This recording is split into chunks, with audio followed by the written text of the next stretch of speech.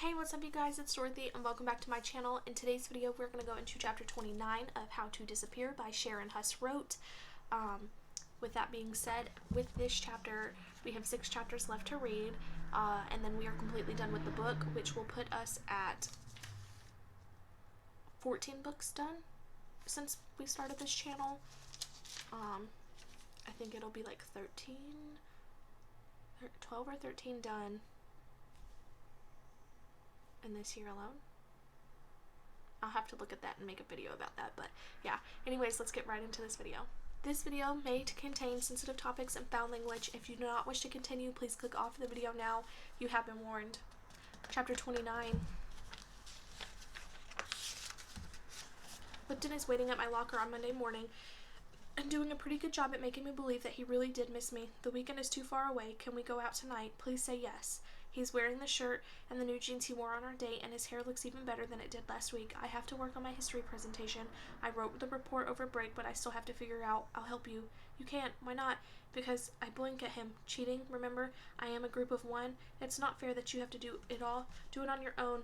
When everyone else had a group, he says. I shrug. I kind of brought that on myself. Maybe Mr. Braxley will let me help you. I'll just say I want to work on a second project. He should be happy to find a student so motivated, right? Lipton crinkles his nose at me uncertainly. I crinkle back. So Lipton asks at the end of class, You want to do what now? Mr. Braxley is understandably confused by Lipton's desire to do a second presentation after the way he got skewered on the first. I'd like to help Vicky with her project since she doesn't have anyone else on her team. Mr. Braxley squints at me over the top of his glasses. You okay with that, Decker? I nod. Fine then, says Braxley. You only get credit for one of the presentations, though. I'll count whichever one scores highest. Lipton slides back into his desk next to me. We're going to ace this thing. Didn't you ace the Battle of Thermopylae already? 98%. We can do better. He notices the flash of panic on my face and quickly adds, Kidding. No pressure. It takes a couple of days to figure out how and where to work. Everything I've done on the project so far is sorted on my computer, which makes my house the logical place to go, but Vicarious is on that computer, and I don't want Lipton anywhere near her. Even if I scrub my browser history, all the files that created her are there. I'm afraid he'll stumble upon the evidence, so I lie and tell him we can't work at my house, that my mom won't let me have a boy in my room. He offers his house. We have a game room. We can work on the computer in there. My mother thinks I'm working with Hallie Bryce on this project, so I go with a general, is that it okay if I do homework at Lipton's house tomorrow? I'm still expecting to be grilled, but she must be distracted by the fact that I'm willingly interacting with other humans. Sure, sweetie, she says. What time? Right after school. We decide to forgo the whole process of getting approval from me to ride the bus to Lipton's because it involves a ridiculous number of permission slips and signatures from practically every person I've ever met. And triplicate. The idea of getting on a different bus also isn't my favorite. All those kids staring and whispering and nudging, and yeah, not a good idea. My mother drives me instead and makes a little sound when she sees how close his house is to where she dropped me off for Marissa's party. She stops the car in his driveway and starts to unbuckle her seatbelt. You're not coming in, I say. I'm 16, Mom, not 6. She purses her lips, pauses for dramatic effect, and refastens her seatbelt. Fine. What time should I pick you up? I don't know, 5:30? If you had your phone, she says, all syruply, you could call me when you're ready. If you give it back to me, I mimic her tone. I would be happy to do that. Password. I climb out of the car and say 5:30 is good before shutting the door. I've resigned myself to never getting the phone back, and I don't really miss it that much. The reason I got it in the first place was to text with Jenna, and any hope I had of that ever happening again has officially been dashed. The only one I would text or talk to now is Lipton, but there's something magical about not knowing, not seeing, not sharing everything. It gives my imagination a place to go. It heightens the anticipation of seeing him again. I could almost burst with it when he opens the door, smiling tentatively. He tilts his head to the side, and I take a mental picture that will only ever be mine. Hi, he says. Come on in. I duck inside. He leans out to wave to my mother. She'll like that. Lipton shows me around the main floor of his house, which is easy since it's basically one huge room. There are exposed beams on the ceiling and a massive stone fireplace. His cat, Kitty, formerly of the shrubbery, is curled atop a fleece blanket folded on the wide arm of the couch. The kitchen looks out on the dining and living areas, which have wall-to-wall windows as well as skylights. It's bright and open, and I've never felt exposed and cozy at the same time. Mrs. Gregory calls hello from the kitchen where she's chopping vegetables. Lipton's little sister is sitting at a nearby table doing homework. She waves energetically, but it's clearly under the strict orders not to speak to me. She bites her lips and wiggles like she's got to pee. I wave back. In here, says Lipton, leading me to a smaller room off the living area, which has a big L-shaped counter that runs along two walls. One side has an enormous Apple computer monitor, and the other side has trays and bins filled with every kind of paper and craft supply imaginable. The room is covered in artwork and allocates, including a whole wall of honor roll and perfect attendance certificates. There's a trio of beanbag chairs in the center of the room facing a big screen TV in the other corner. Wow, I say, this is, wow. Homework/game room, he announces. Wow, you just said that. I just need to say it one more time and I promise I'll be done. Wow. Then I noticed the class pictures, Lipton in kindergarten, first grade, second, all the way up to sophomore year. He's pretty much had the same haircut the whole time, until last weekend, that is. I point to the one where he's missing both of his front teeth. Look at you. You're adorable. His eyes go wide like he's completely forgotten the photos were there. And he dives to conceal the worst of them, grades 7 through 9. Behind his hand and forearm. Not adorable. Promise you won't look at these again. How am I going to resist? They're hanging on the wall. Avert your eyes, he says. Seriously, there are some things so hideous you can't unsee them. I smile and look toward the opposite corner. Might make it difficult to get our work done like this. Hold on. He darts over to the art supplies and shuffles around and then back to the school pictures. When he finally lets me turn around, he's taped some black pieces of paper over the pictures. He scratches the back of his head. Sorry. Thanks. So embarrassing. I don't argue or try to convince him that it's not embarrassing, because I hate when people do that, tell you how you should or should not feel.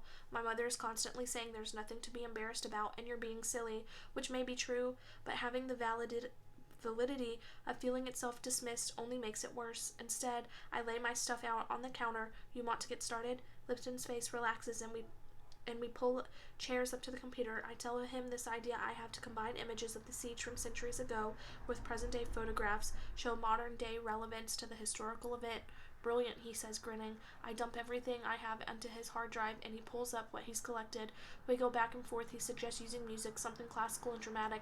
I want to put the entire story on the screen in short paragraphs so I don't have to talk at all. He convinces me to narrate. We'll record it. It'll be fine. You won't have to be in front of the class. All you'll have to do is press play and take a seat. I give him a look. That's what he did. We know how that turned out. You can use your regular voice, he says, reading my thoughts. We'll put it on a USB drive, no screensavers. My heart rate definitely jumps up a notch and my stomach churns, but it's not as bad as it could be. I've been diligently repressing any thoughts of my class presentation, afraid of how my body might react to the fear of something so big. And maybe there's a delayed reaction at work. Maybe I haven't even begun to process what I'm about to do, but having Lipton to help me is making it all so much less terrifying. Speaking into a recording device versus standing in front of the class, that's like night and day, like yin and... I push the thought aside, the feeling that I may never regain my balance. Lipton actually reaches out to steady me, then physically he presses his hands to the sides of my arms. I'll be right here, he says. I nod. Okay. Still, I set about writing the briefest script possible. Lipton pairs up images of past and present, so we're so wrapped up in it, neither of us notice how long we've been working until I hear my mother's voice in the living room, crooning over the Gregory's house. Ooh, what a beautiful fireplace, and those beams. I've always wanted a house with exposed beams, she says, which is news to me. I gather my things. Same time tomorrow, Lipton asks, as we're joining our mothers by the door. Sure, I say. You're welcome to work at our house too, my mother chimes in. Anytime. Vicky practically has an entire Apple store in her room. Lipton darts a curious glance at me. I told him she wouldn't allow it. We're all set up on Lipton's computer now, I say quickly. They have a special room for homework and stuff.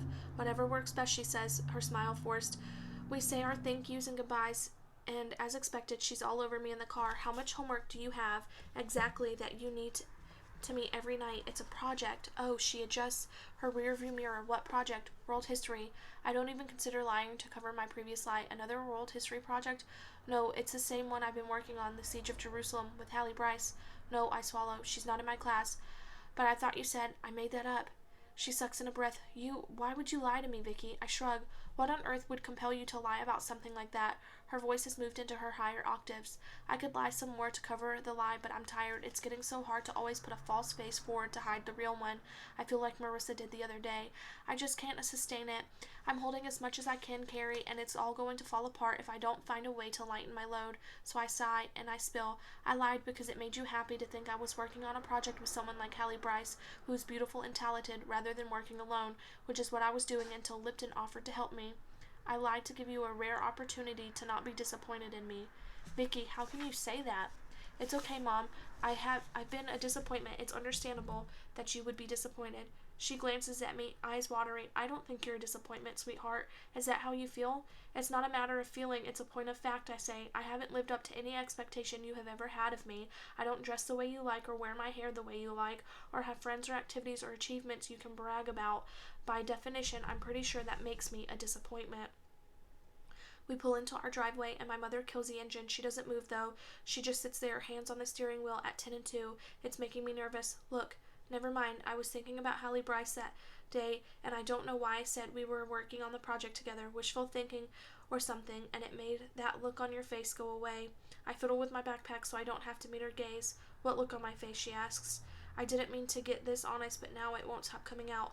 That look of disappointment. I lift my eyes and see that she's got the expression on her face right now. She's disappointed in me. Even now, I point to her face. That look. She flips the rearview mirror down to see her face, then turns to me. Vicky, this isn't disappointment. This is concern. This is love. This is a mother wanting everything for her daughter, wanting her to be happy and trying desperately to figure out what will make her so.